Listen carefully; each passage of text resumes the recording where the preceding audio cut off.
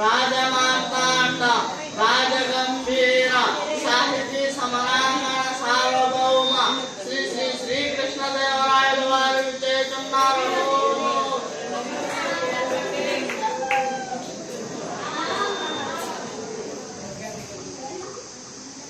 అష్టదిగ్గజ కవులకు, సాహితీకులకు, పురప్రజలకు స్వాగతం.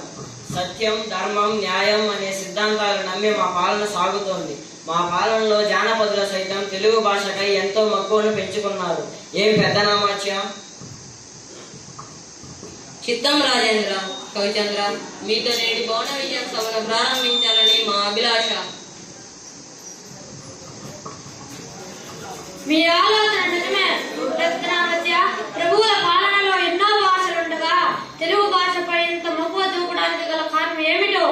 చూడండి కవి, మందార మకరందాలు జాలువారే తెలుగును ఇష్టపడిన వారుందురా. ముందు మీలో మిగిలిన వారు కూడా పద్యపూరణకు పూనుకోండి. నామాలు రాజశేఖర, మానవుల్లోనే అన్నడి మాటను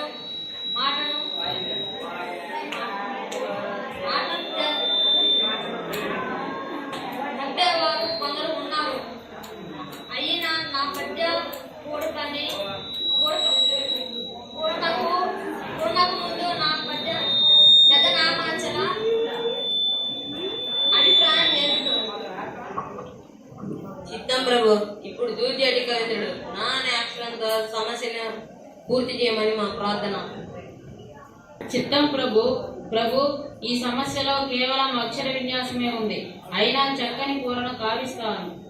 నిన్ను నిన్ను నిన్ను నిన్ను నిన్ను నిన్నును నిన్నును నిన్ను నిన్నును గని లయతాల సంగతుల గానకళా పరిపూర్ణ మానసమ్మున పలుకూని రాగముల మోదమునల్లుజు పలుకునిట్టుల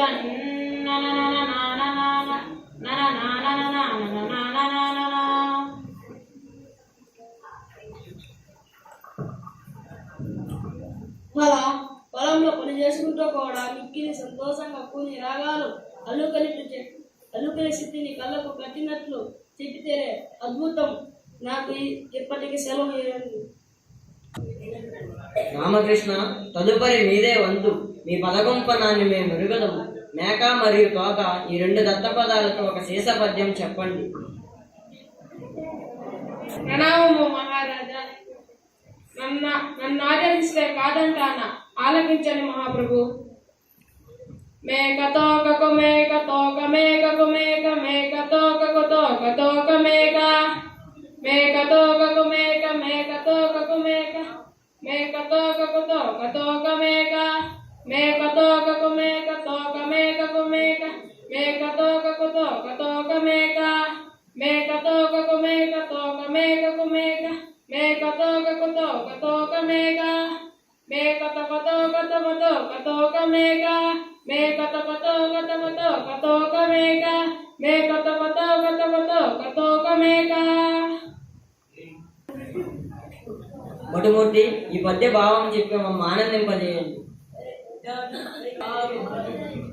చిత్త మహాప్రభు, మీరు సామాన్యులు కాదు రామకృష్ణ. ఏమేమి మేకల కాపరి అడవికై మేతకై మేకలు తీసుకుపోతున్నాడా? ఒక మేక ముందర పోతుందా? ఆ మేక తోక వెనక బాగాన మరొక పోతుందా? అట్లా పోతున్న మేకను తీరును చూసి మేక తోక చక్కగా చెప్పారు రామకృష్ణ. రామభద్రం, తదుపరి మీరే వంతు. రామకృష్ణ కవి, మీ కత్తికి రెండు వైపులా పొదనే, మరి అందుకే మీరు వెంకట కవి అయ్యారు. ఈ రోజు మీ పద్య పూర్ణతో మమ్మెంతో ఆనందింపజేశారు. కృతజ్ఞతలు అష్టదిగ్గజ కవులారా.